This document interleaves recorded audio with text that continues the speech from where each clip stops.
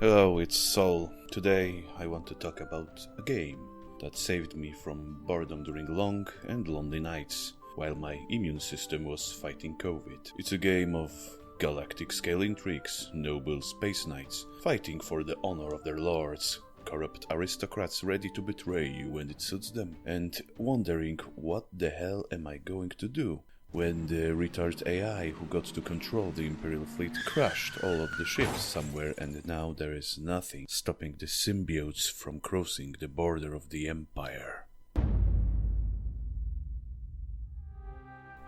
I am talking about the Emperor of the Fading Suns, a 4X game made by Holistic Design and released in 1997, and in my humble opinion, there is no other game like this.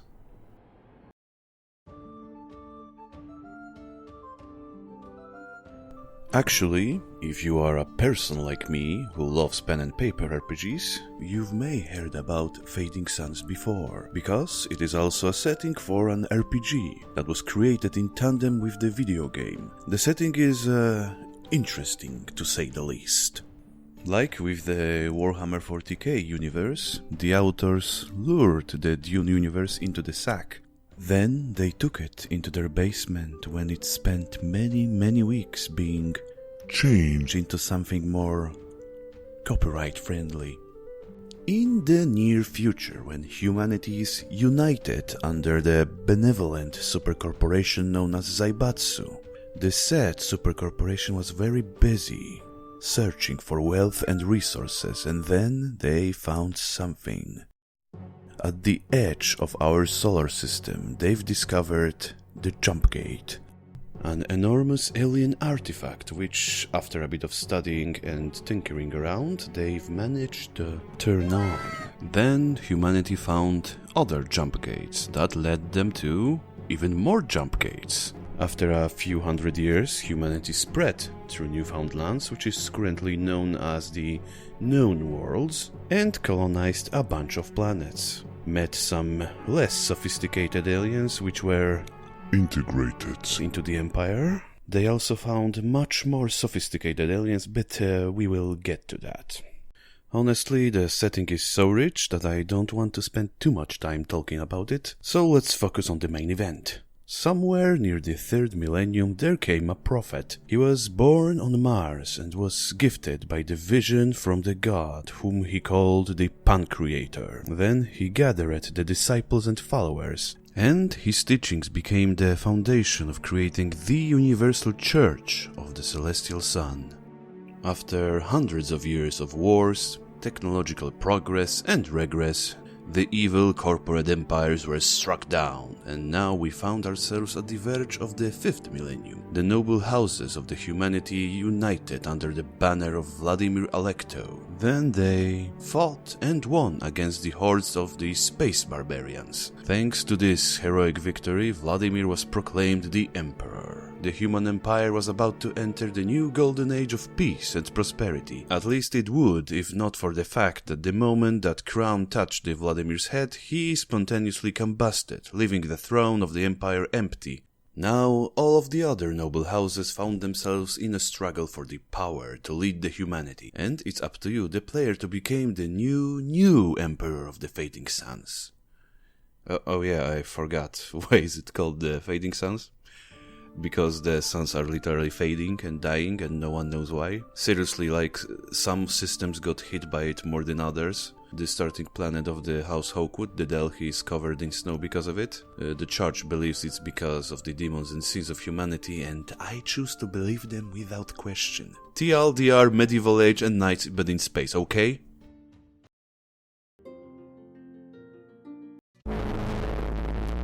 So, you start the game and choose one of the noble houses. A quick note, I played mostly on the reality mode for the game, which is lore friendly and changes some mechanics, unit costs and stats a bit, because a vanilla game, while still great, it needs a bit of a balancing. There are 5 major noble houses to choose from, and they are all basically the one faction, but have predefined starting bonuses and flaws. You can of course change them if you want and create your own unique faction. Okay, so let's get through those noble houses really quick. First, there is a House Hawkwood, which is your typical English noble house with tea, swords and honor. They are basically the House Atreides from the Dune, but more Arthurian and less... They are the house with the most strict code of honor, and they at least try to treat their serfs like free subjects. As I said before, they start on the planet of Delphi.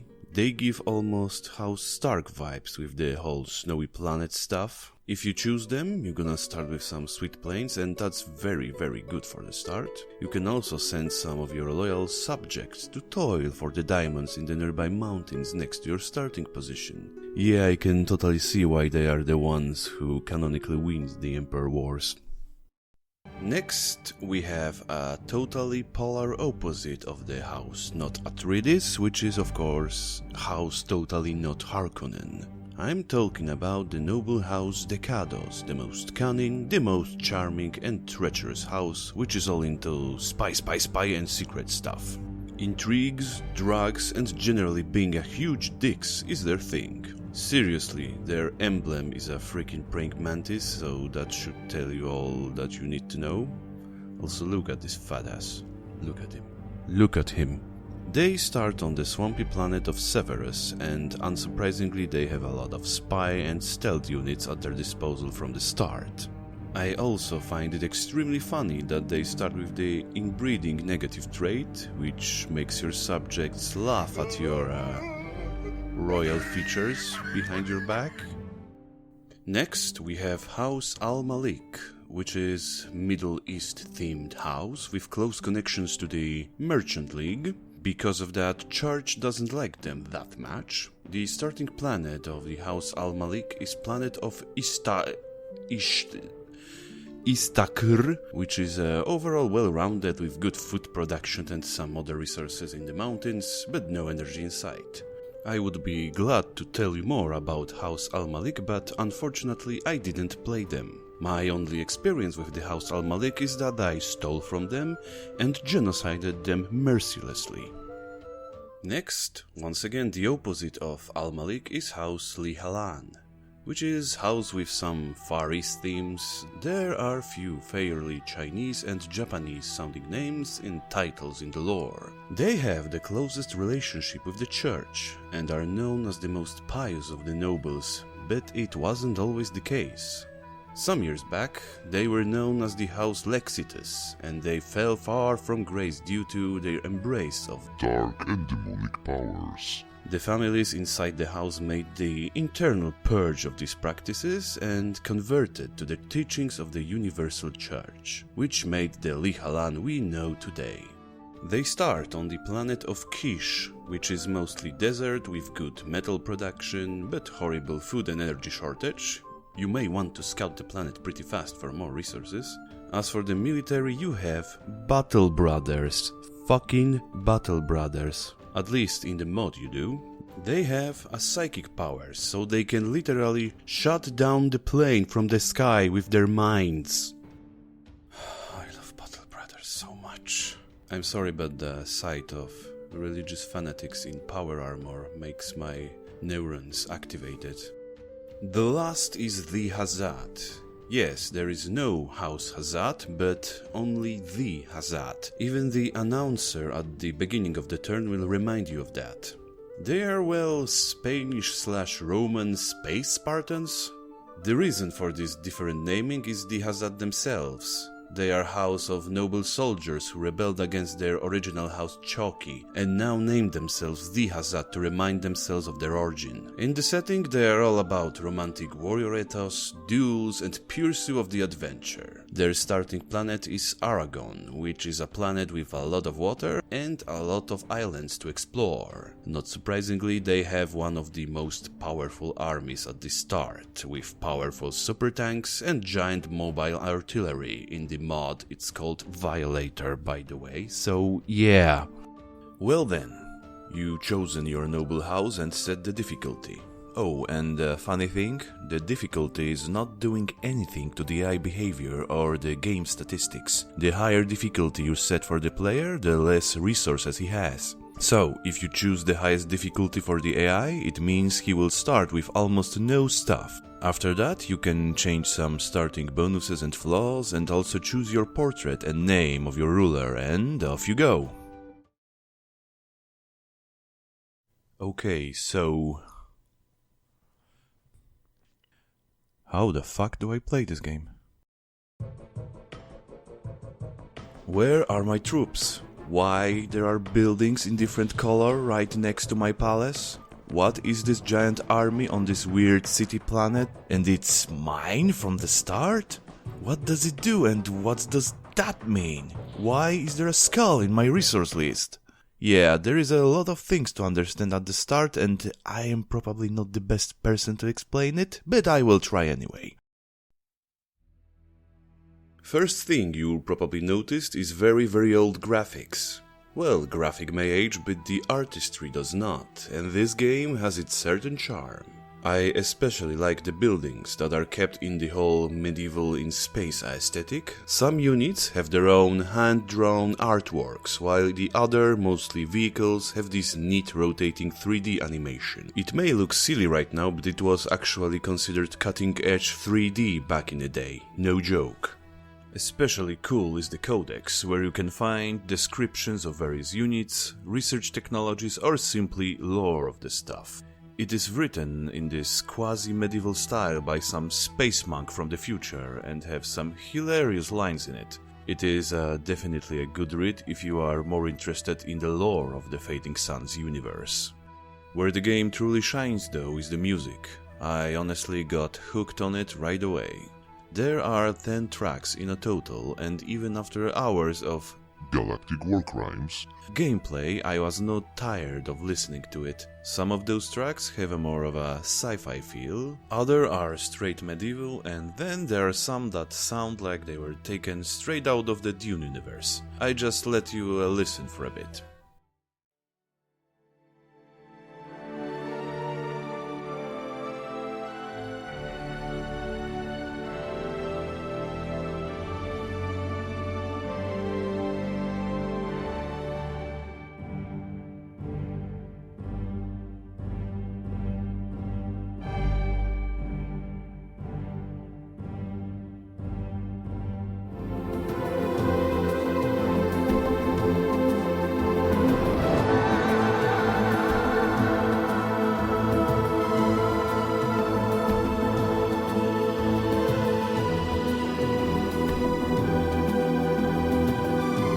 It's a great music. It's just pure soul of this game. Unfortunately, I was not able to find who was the composer of the tracks, but a GOG version comes with the downloadable MP3 tracks, on which you can see a list of names. I think those are the composers of the tracks. Sadly, I don't know who did which piece. As for the sound effects, there is not much. The only voice acting in the game is the female announcer that will inform you which house you are playing every single turn. Other than that, the only distinct sound effects that you will probably hear is the explosions during the fight and sounds of building. It's not much, but it works. As for the UI, it takes a bit of a time to be familiar with it, but it functions pretty well when you get the hang of it. Still, it is a bit junky and it's not always clear on what's going on, which is not surprising as it's 25 years old game. There is of course game manual for the game with tutorial and other boring stuff. I'm gonna tell you the secret of interacting with this game. Big red button. This red button is what you will probably use the most. It cycles between units that are able to move and are not in the sentry mode. When you get to the last unmoved unit, the prompt will appear that asks you if you want to end your turn or not. Of course, you can choose units one by one manually, but it's easily to miss something important. For example, you do not see units inside of the cities unless you will right-click on said city. The other very important thing is tied to how the airplanes work in this game. All of the airplane units can spend exactly one turn in the air. If they won't return to any of your cities the next turn, they will run out of the fuel and crash. So believe me, you will want to use that big red button if you have any airplanes, because they are pretty expensive and on top of that, one of the most powerful units in the game. While you are clicking the big red button in your first turn, you will probably be very confused at the fact that your point of view moved to some weird city planet. You will be wondering why the hell you have some huge army inside of a fort here. Looking around, you'll notice that there are some other forts next to you, owned by the other houses, with huge stacks of armies of their own. Well, that, my friend, is a Byzantium Secundus, the capital planet of the Empire of Humanity. It is a heart of a vibrant politic life of the known worlds, the place of intrigues and spy wars where decisions that will impact the life of thousands through the galaxy are made every day. As with the politics in real life, you can safely ignore its existence. In most of the games, especially against the AI, there is nothing happening there. Even when you are in a war against another noble house, fighting is prohibited on Byzantium Secundus, be it on the ground or in space.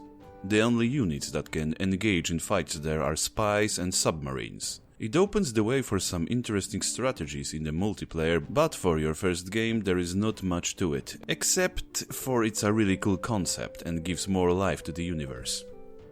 When you will click around, you'll probably notice the next thing. The scale of the game. Every space system have just one planet, which may sound disappointing at first, but there is more than 30 of them and they all have their own unique hex maps. During the course of the game you probably won't see and explore more than 5 to 8 planets at best. The game is ginormous and you will have a lot of planning and moving to do. Well, let's finally address the most basic question. How the hell do I win this game? Well, you just have to become the Emperor. Every 10 turns, or years to be more exact, there is an election, and the one who will get most of the votes becomes the regent. When you are the regent, you can proclaim yourself the emperor, and there will be another vote to see if other opponents will agree to it. Technically, you can win the game in just about 20 turns. In practice, it takes a lot of more planning to do. For starters, the AI opponents probably will not want to give you any votes at the start, no matter how much you will try to bribe them with money or technology. They, on the other hand, will happily try to bully you 1 year before the election to give them all of the votes, or they will make you regret it. But then there is another problem. The noble houses are not the only ones that are voting.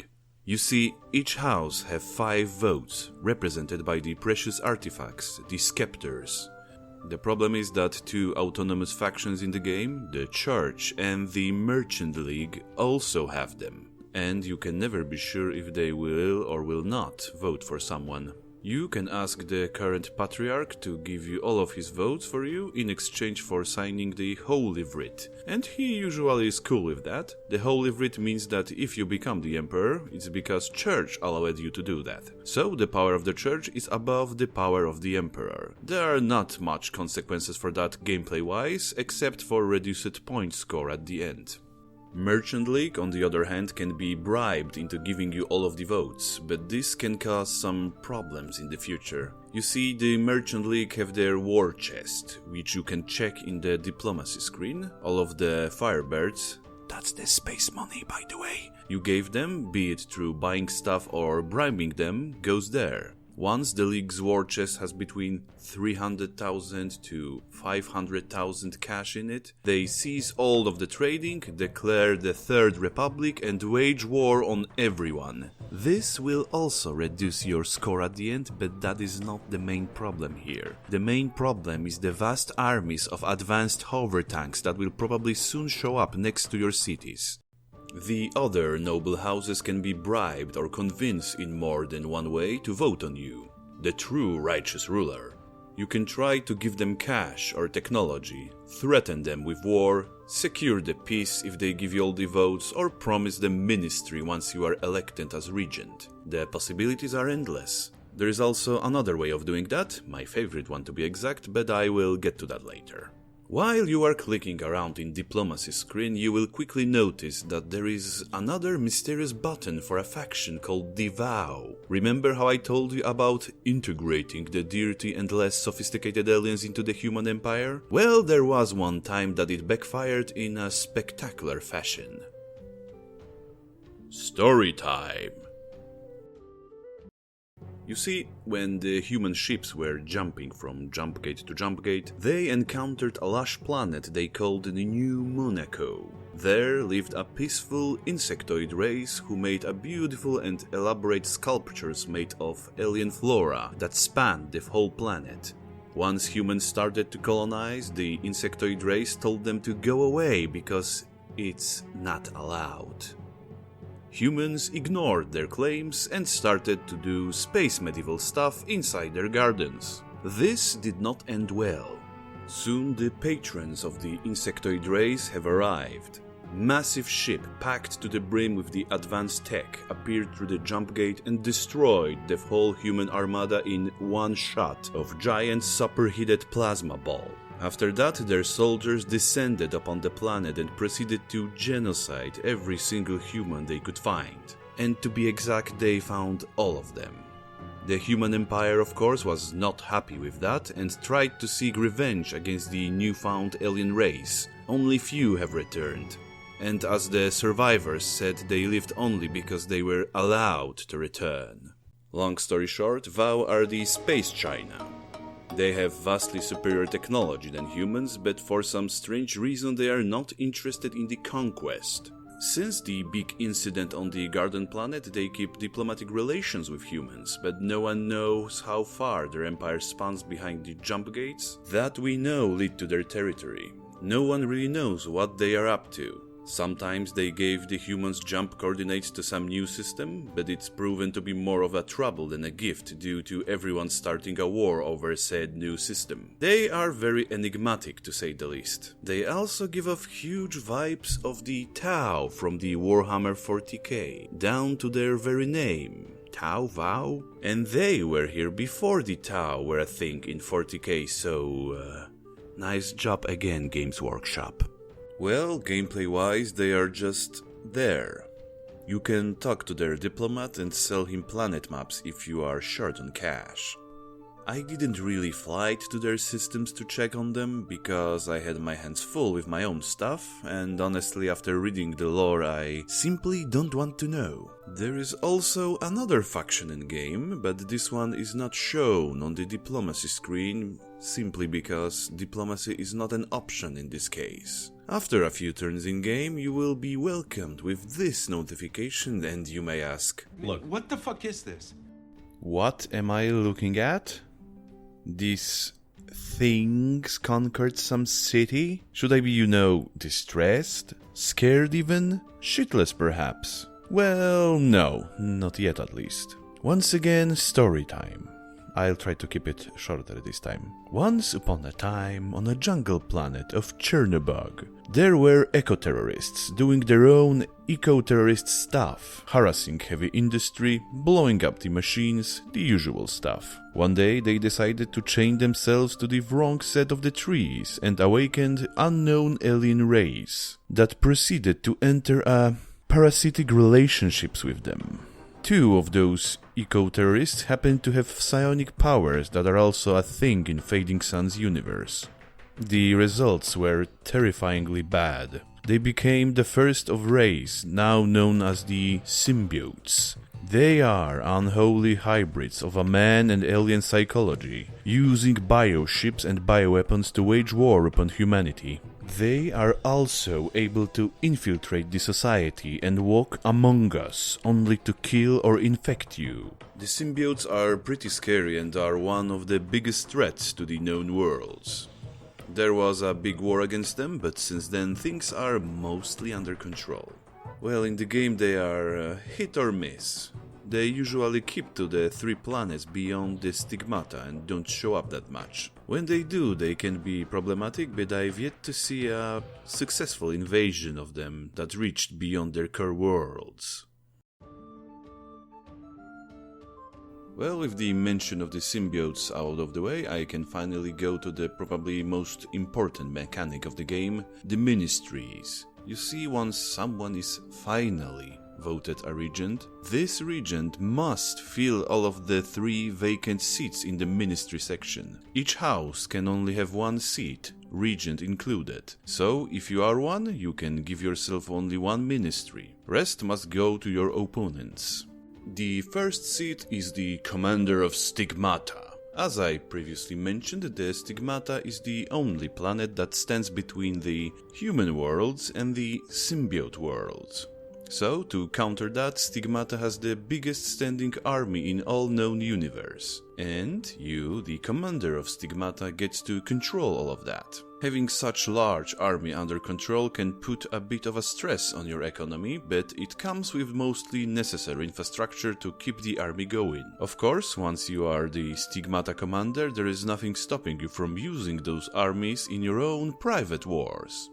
Well, there is one thing actually. You cannot load them on your own ships. You have to use those that belongs to Stigmata garrison, or try to build one using their own infrastructure. Also, I'm pretty sure that if you conquer some city with Stigmata army, this city will belong to Stigmata army and not to you. And if during next elections there will be some changes, you will lose all of that. You can begin the next turn with sudden realization that now your opponent owns all of the armies and cities that you commanded before. So keep that in mind. Also, it's probably not smartest of ideas to move much of your army from the only planet that keeps hordes of literal venoms and xenomorphs from coming into the human worlds. So yeah.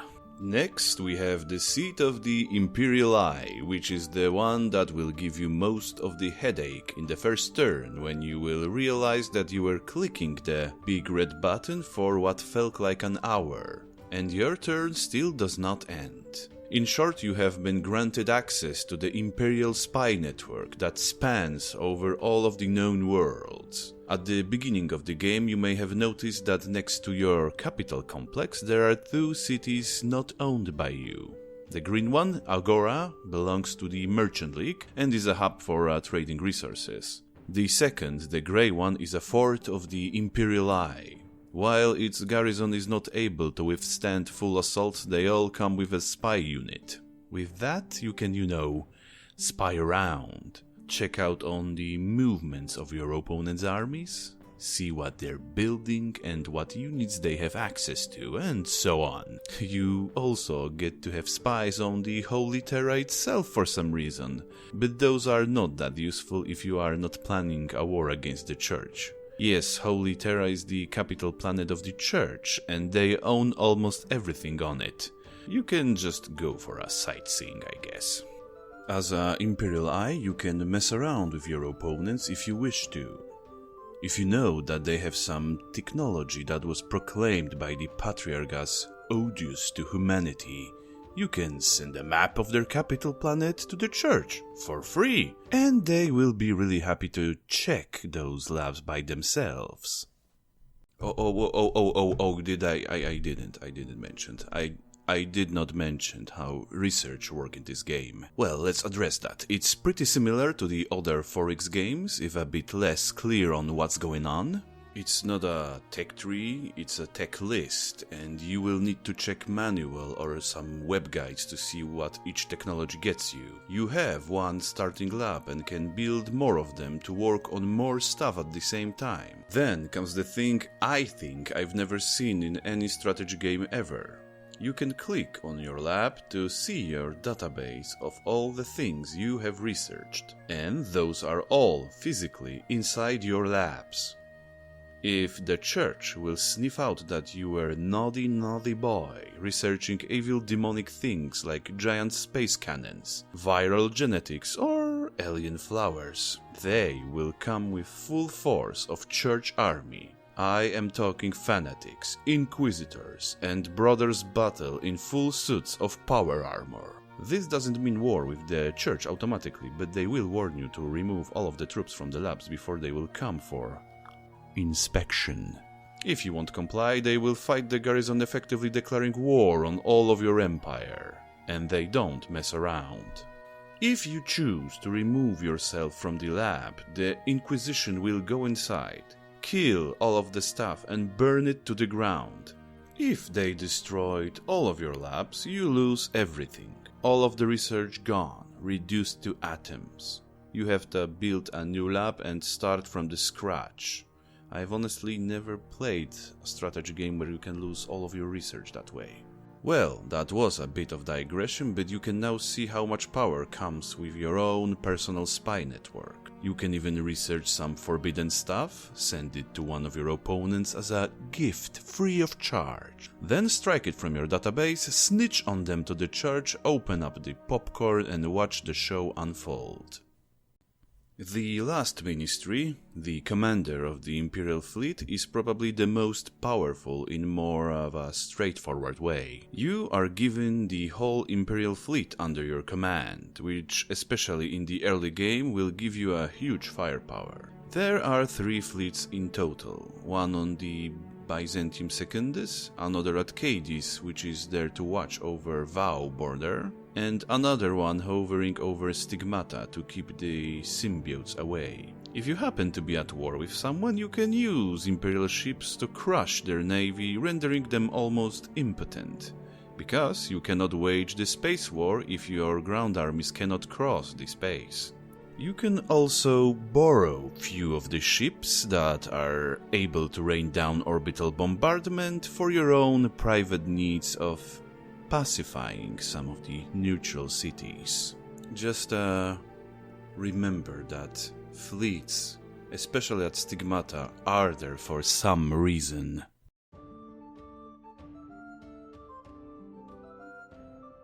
Okay, so you start on the home planet of your house with some cities that produce various resources or units. There are more cities belonging to the neutral rebel faction.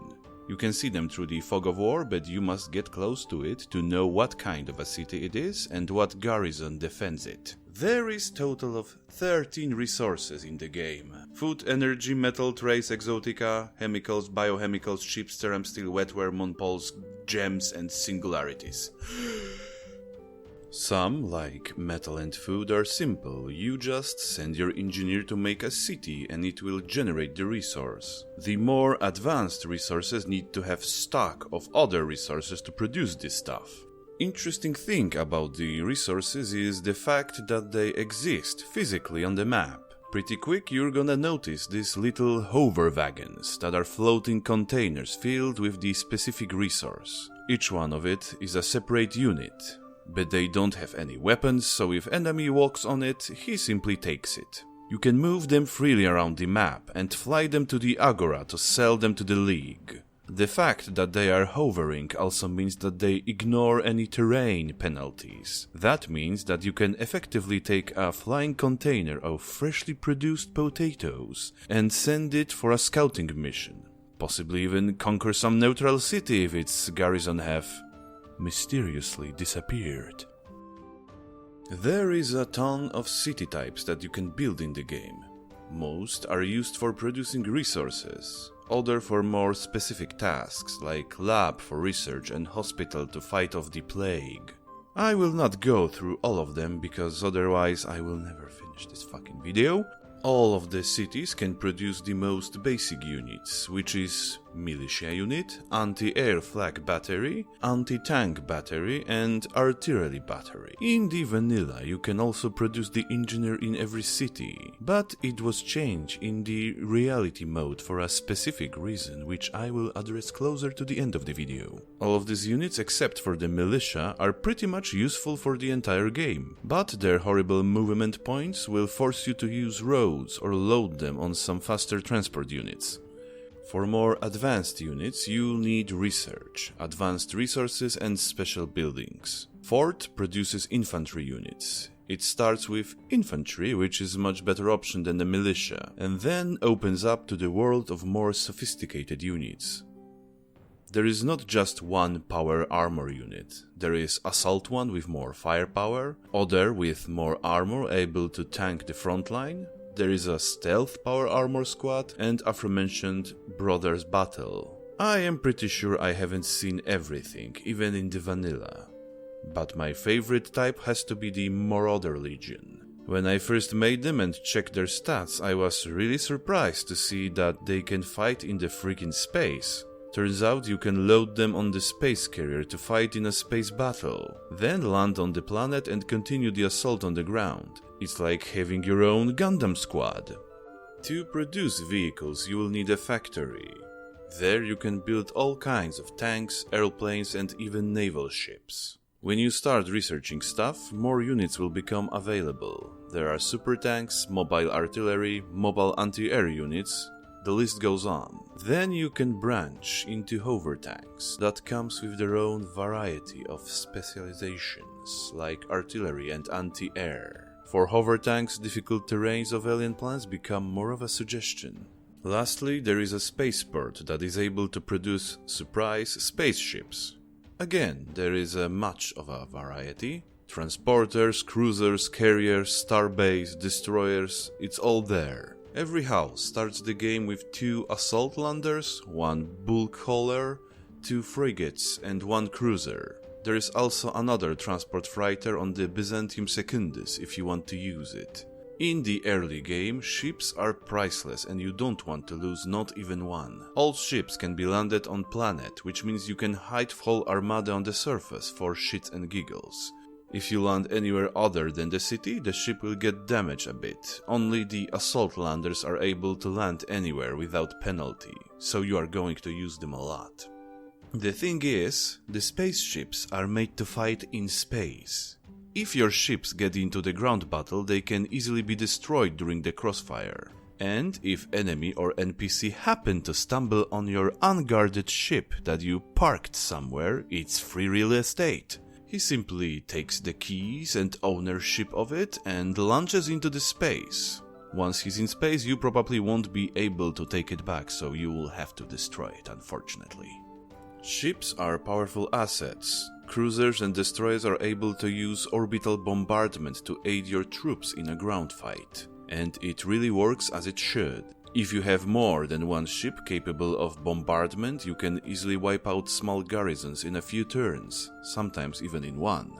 You have to be careful though, because there are units that are able of shooting back into space if you try to land or attack in a specific radius around them. This means that sometimes you have to get creative in approach to some more heavily defended areas. My favorite tactic is to bombard the garrison to hopefully get rid of an anti-air guns. Then drop the assault landers with bombers and let them do the killing. Of course, there is tons of other units that I didn't mention, but discovering them is a part of the joy. Be it psionic warriors, alien war beasts or virus bombs, there is much more stuff to help you becoming the Emperor. Okay, so you have the army and one of the other houses pissed you off one too many times. How do you obliterate them? House will really only be eliminated from the game if he will lose all of his noble units. In the vanilla, there is no way to produce more of them. There are 4 nobles in your homeworld's palace and 1 in the fort on the Byzantium Secundus. A funny thing, if you somehow are able to kill the enemy noble unit on the Byzantium Secundus, his house won't be able to vote and be elected to any seat of power. But it gets better. Remember how I told you that there is another way to get votes from your opponents? My favorite one to be exact. Remember the Scepters? They also exist as the units on the map, inside your palace. They are not capable of fighting, which means that if you are able to launch assault on the capital of your opponent, destroy the defending garrison, then you can simply take their Scepters for yourself. With this, you render said house impotent in any political activities. Why you laugh as you give 10 fucking votes on yourself in the next election? At this point, you have his capital, you have his political power. Why not just sign off the peace treaty and watch how once proud noble house of space merchants now sits on its 2 farms, incapable of doing anything worth mentioning ever again?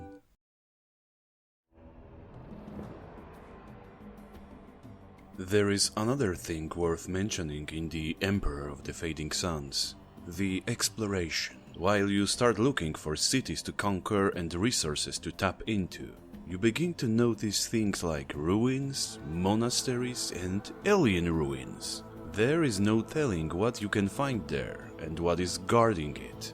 It may be simple garrison of heavily armed peasants supported by fighter jets and heavy artillery. It may be even a whole army of symbiotes hiding inside the old church. If you tick them off, they will start roaming around the planet, so it is best to explore the ruins prepared, with at least one spaceship capable of orbital bombardment, ready to vaporize an unruly serf with the full force of its armaments. Fighting such garrison may be a reward in itself, because the way how morale works in this game means that your opponents may decide to simply give up and run.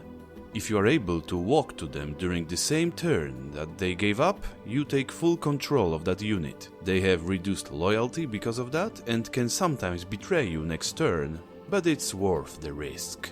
This may be the only way to obtain some of the units like symbiotes, for example. Once you clear the enemies, the ruins are yours for the taking. The rewards for exploring them are random, sometimes useless, sometimes dangerous, and sometimes simply awesome. You may find ancient technology, just pray it's currently not on the chart's naughty list. You may find units of power-armored soldiers that pledge their loyalty to you, or lost flock of the airplanes. You can even find ancient relics like severed foot or hand of long-dead saint, which will give you defense bonus. You can even find the whole armada of spaceships right at the start of the game that are yours for the taking, if you are able to defeat the owners. One time when I was playing campaign as the 𝐒𝐻𝑧, I've been randomly given the command of the Stigmata garrison. Unfortunately, I do not have the footage from that time. For some reason, there was these few soldiers deployed on the 𝐒𝐻𝑧 planet, that is under the control of the symbiotes. Deep in the symbiotes territory actually. Why they were there, I have no idea, but I started exploring anyway. There I found ancient monastery and ticked it off, just to see what happens. From the inside came bunch of peasants and fighter jets that started pursuing me. Jets of course ran out of the fuel in the next few turns, so I was able to run back into the monastery without fighting anyone. There I found a goddamn hovering navy cruiser, capable of moving over the land. I jumped on it with my boys and set sail through the vast landscapes of 𝐒𝐻𝑧 for the through sightseeing adventure. And then everyone died, killed by the symbiotes. It was an amazing experience, and if there is one quality that always makes the game legendary in my book, it's the ability to create these funny, wholesome stories through the playthrough.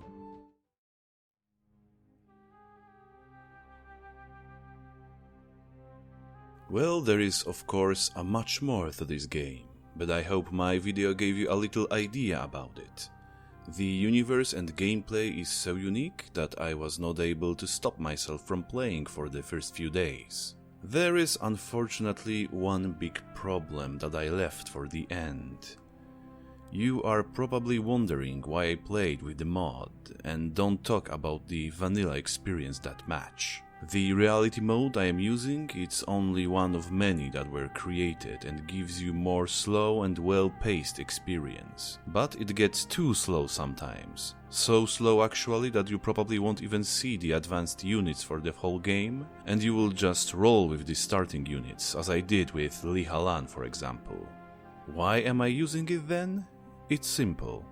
The vanilla game single-player experience is broken. The AI is able to build stuff almost for free. Remember how I mentioned that reality mode removes ability for building the engineer in any city? This is why. The AI from the start of the game will spam engineers everywhere and start to build city in every possible space. This quantity of resource factories would break the economy of any player, but AI is just fine with that. It's impossible to conquer and raise it all, and the AI will continuously produce more and more units in every single of the cities until all of your forces are drowned in it. It's honestly no fun. Sure, you can easily exploit the AI at the start of the game to steal their scepters or kill their nobles. But then, what's the point of having such amazing roster of military units if you plan to win the game in just few turns? It's a real shame. It almost feels like the original game is not meant to be played in single player. The multiplayer for this game works by email, and I am yet to try it. According to the online discussions, it works, so you are welcome to try. I think you may get the idea that against the real players, the game can only get better. The possibilities to end friendships with your co-players are endless. Stealing scepters, snitching to the church, or dilemma of who should be elected to which seat of power. The game mechanics were made for intrigues, and it shows. The simple fact that you are actively fighting against other noble houses, yet you still have to cooperate at some level to not let symbiotes get in, or keep the merchant league at bay, it's an amazing game mechanic. I wish there were more games like this. Disclaimer from the future me. I was making this video for so long that many unexpected things happened. First there was a patch. Yes, a patch for the 25-year-old game. It supposedly improved mod support, but this is not all. There is a Steam release planned, and game should be released there right now on the 4th of April. From what I've read, there is a good chance that my single-player AI spam dilemma will be addressed in the future patches. The game is also available on GOG, where you can already find the enhanced edition. Honestly, I have no idea how it happened that I was able to finish this video right for the Steam release, because it was in the editing hell for a few years. It must have been the fate. End of the disclaimer. Well, time to wrap it up. If you are in any way intrigued by the Emperor of the Fading Suns, you can get the game on GOG. As I said before, it comes with the manual and a soundtrack. Just remember to get into the game folder first and use the DirectX wrapper to set the game resolution and other settings to something less ancient. I think if you are a fan of space strategies who look for something fresh, you have to try it. Well, thanks for watching. If you want to support the channel, there are links to the Patreon and PayPal below. I hope you enjoyed, and maybe in the future we will see each other in another video. I also hope that my thick Slavic accent will get a bit better with time. Well, thanks for watching again, and goodbye!